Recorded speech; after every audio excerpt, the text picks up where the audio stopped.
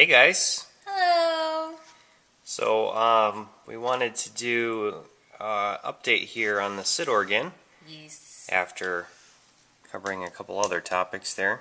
It says Tymkrs SIDorgan, and this is the Propeller Professional Development Board, and we've got the Parallax LCD module backlit version here, and the currently disconnected. How did that happen? Undo it. I didn't touch it. Here, you hold this, and I'll put those back in. Is that the quadrature encoder that you're messing with? Yes, that is a quadrature encoder. I see. It's not soldered to the wires yet, they're just stuck in there, because they need to actually be longer at the end of the day. So, you guys have seen a lot of this before. Yep. But I put the quadrature encoder in its enclosure, and that is because this needs to come up through the control surface, so we need a way to mount to it, right? Yep. So these screw mounting points, there'll be screws above the control surface, which we fabricated the other day. It's not cut yet, but you can see the basic idea here. Yep. Is this copper panel that goes in here. Yep.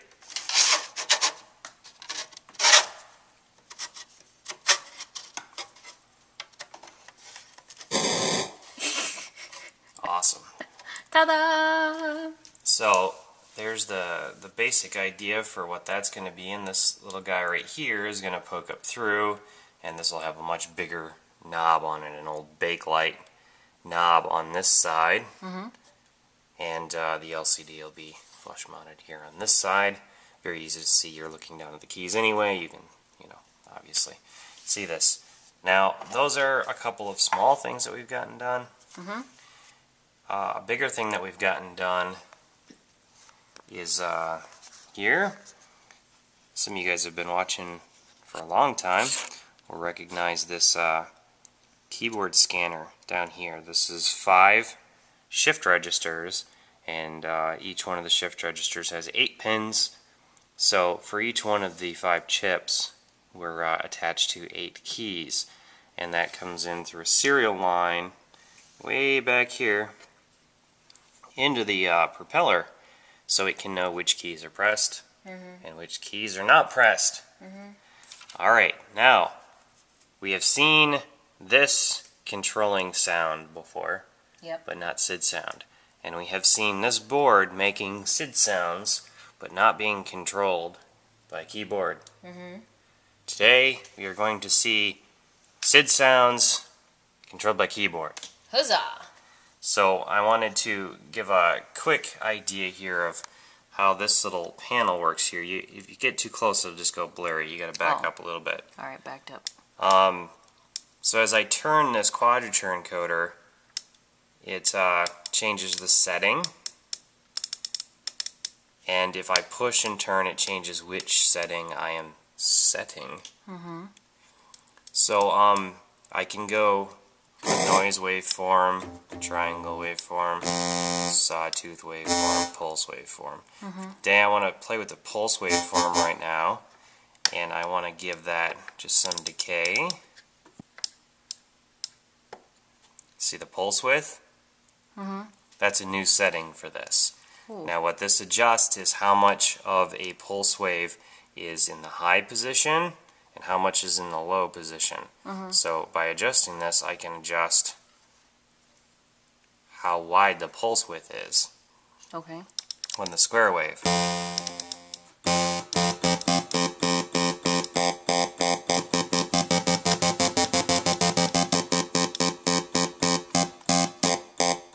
Now, I noticed that each time you changed that setting, you let up off the key.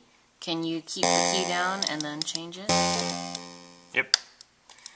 It's a lot easier to demonstrate that if I don't have the decay set to a short period there.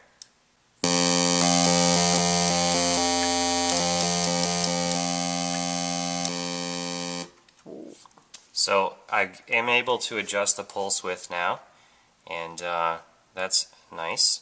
So let's actually set this to something usable.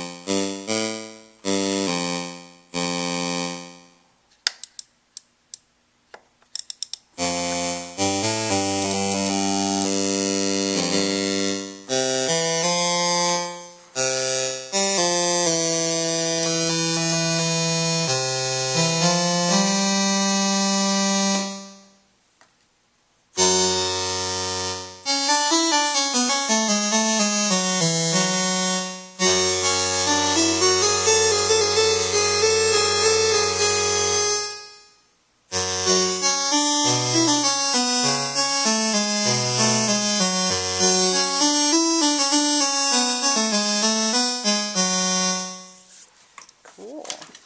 So yes, we have keyboard control of the SID. And I just wanted to take a second to show one of the most helpful things that I found for this job. This is an original programmer's reference manual for the Commodore 64, which had the SID chip in it, which we are emulating for this phase of this project. And this came in a box with one of the Commodores that we picked up on eBay. Extremely good condition. And it has entire chapters devoted to the technical details on the SID chip. It's got the schematics for it, it's got the pinouts, it's got the registers, it's got everything. Cool. Well, almost everything. It doesn't have all the hacker tricks that came in later, but I see. we're not really taking advantage of those at the moment. So, just a little bit more example here.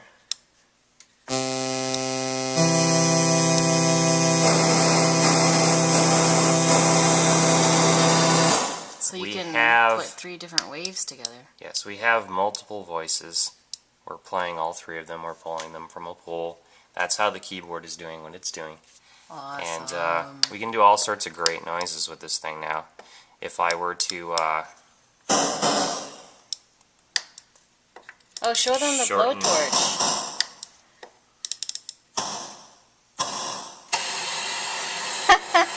That's our blowtorch noise.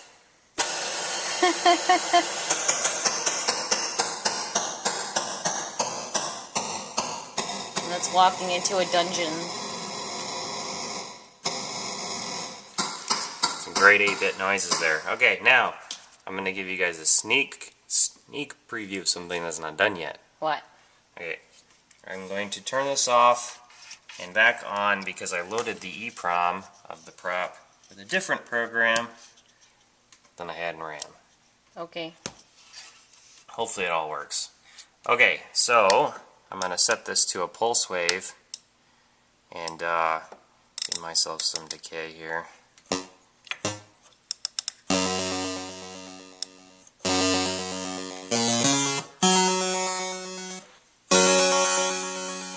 I've got LFOs working to some extent.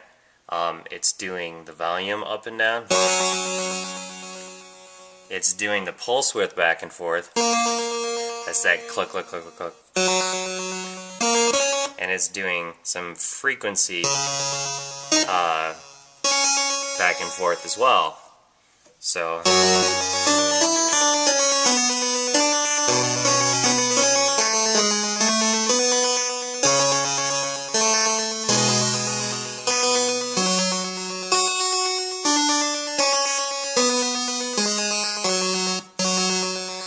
it's more expressive when you start adding all of this extra stuff in that we're going to do.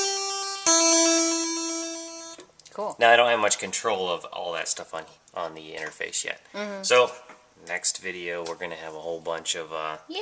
extra controls built in, and hopefully we'll get this thing put together by then, and that'll make it a lot easier for me to monkey around with things. Okay. But I think that's it for this today, and we wanted to remind you guys that this hardware recorder came last week. Since then, we've recorded 3 podcasts.